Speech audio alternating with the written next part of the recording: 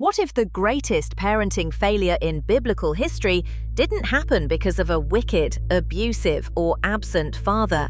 What if it happened because of a fundamentally good, deeply religious man who simply refused to do one incredibly difficult thing? We often think of parenting failures in terms of explosive anger, blatant neglect, or passing down toxic, generational trauma. But there is a silent killer of families, a subtle, quiet mistake that sneaks into the homes of even the most well-meaning, dedicated parents. It is a mistake born not out of malice, but out of exhaustion, a desire for peace, and a tragic misunderstanding of what love actually requires. Today, we are going back over 3,000 years to the ancient city of Shiloh. We are going to look at the life of Eli, the high priest of Israel.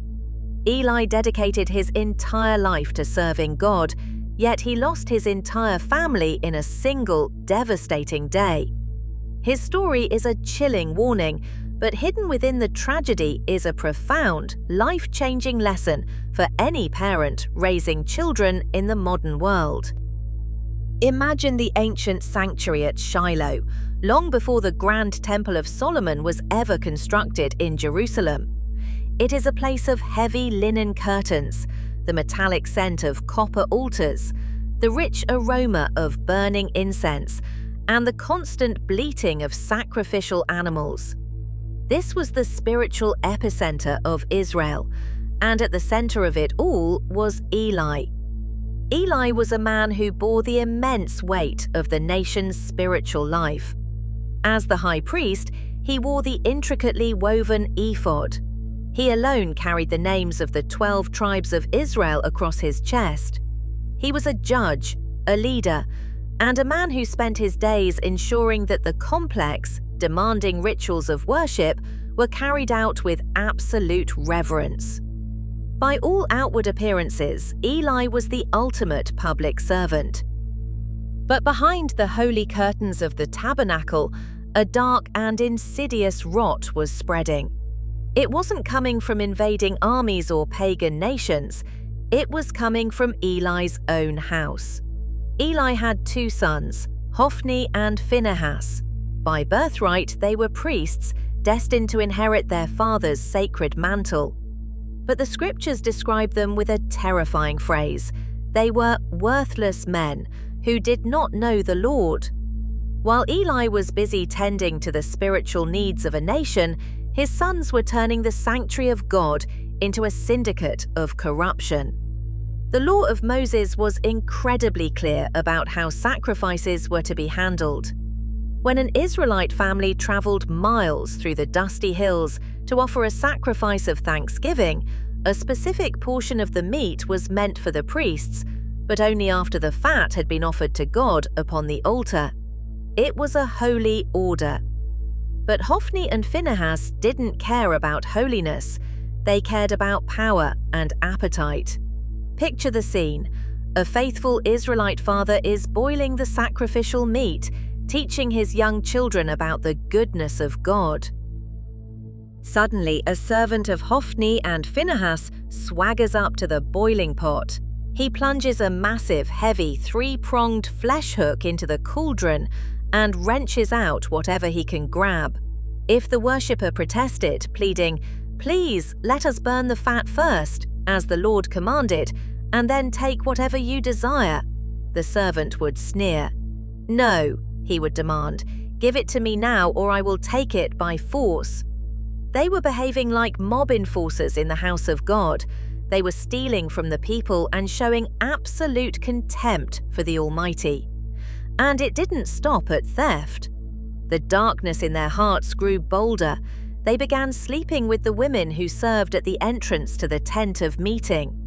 They took a place of refuge and purity and transformed it into a den of exploitation and grief.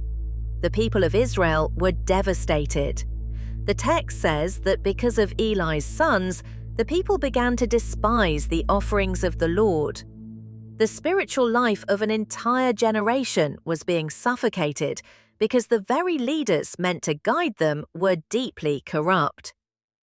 And Eli heard about all of it. The rumors echoed through the camp. The complaints reached his ears. He knew exactly what his boys were doing. Finally, the aging father summoned his grown sons. This was the moment. This was the time for the high priest of Israel to stand up, invoke the authority of his office, and protect both the people and the holiness of God. Eli looked at his sons, and with the weary, defeated voice of a man who has lost control of his own home, he said, "Why do you do such things? For I hear of your evil dealings from all these people.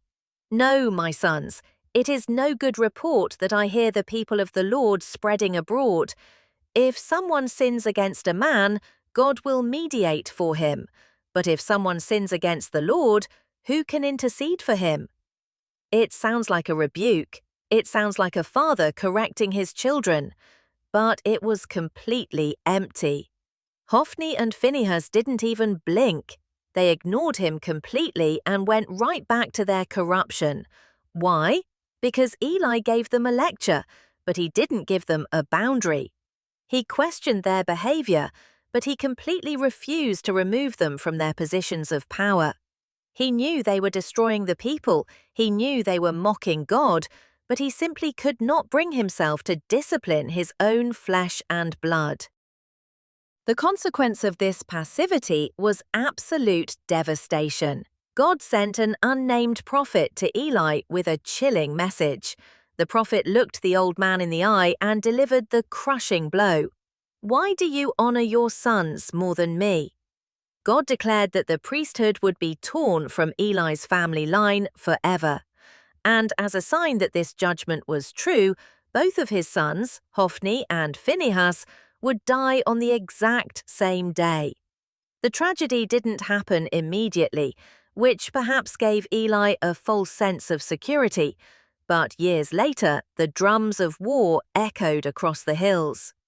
The Philistines, Israel's bitter enemies, gathered for battle at Aphek. The Israelites were routed, losing 4,000 men. In a desperate, superstitious panic, the elders of Israel decided to treat the Ark of the Covenant like a magical lucky charm.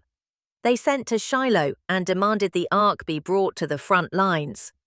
And who escorted the most holy artifact on earth into the chaos of war? Hophni and Phinehas. When the ark arrived in the camp, the Israelites let out a roar so loud the earth shook. But a roar cannot replace genuine obedience. The Philistines attacked with devastating ferocity. 30,000 Israelite foot soldiers were slaughtered. Hophni and Phinehas were killed in the mud and the blood. And worst of all, the Ark of God, the very symbol of God's presence, was captured by the enemy. Back in Shiloh, Eli, now 98 years old, blind and heavy, sat on a chair by the side of the road. His heart was trembling, not for his sons, but for the Ark of God.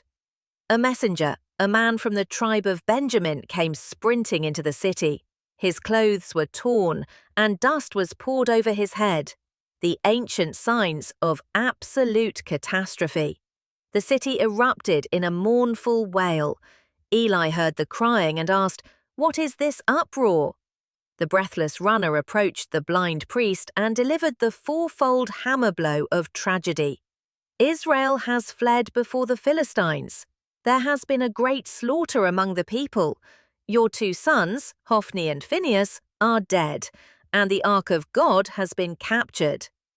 Upon hearing that the Ark was taken, the weight of the grief, the realization of his failure, and the sheer horror of the moment struck Eli. He fell backward off his chair beside the gate, his neck broke, and he died. In a single afternoon, a dynasty was shattered, a family was erased, and the glory departed from Israel. The tragedy of Eli is heartbreaking, but the lesson hidden within the ruins of Shiloh is vital for every parent today. What was Eli's great failure? It wasn't that he taught his sons to do evil. It wasn't that he was a malicious father. Eli's fatal flaw was passivity. He confused a gentle lecture with actual discipline. He thought that by expressing his disappointment, he had done his duty as a father. But God's indictment of Eli is one of the most piercing verses in the Bible. You honored your sons more than me. When Eli allowed his sons to continue in their destructive behavior without actual consequences, he wasn't loving them. He was enabling their destruction. Passivity in leadership, especially in parenting, is a form of permission. When a child is engaging in behavior that is destroying their character, hurting others, or blatantly rebelling against what is right, and a parent only offers a weak, "Please don't do that," the child hears, "I can keep doing this." Eli wanted peace in his house more than he wanted holiness in his sons. He avoided the painful, grueling, exhausting work of hard confrontation, and because he refused to break their pride when they were young, the world broke them entirely when they were men.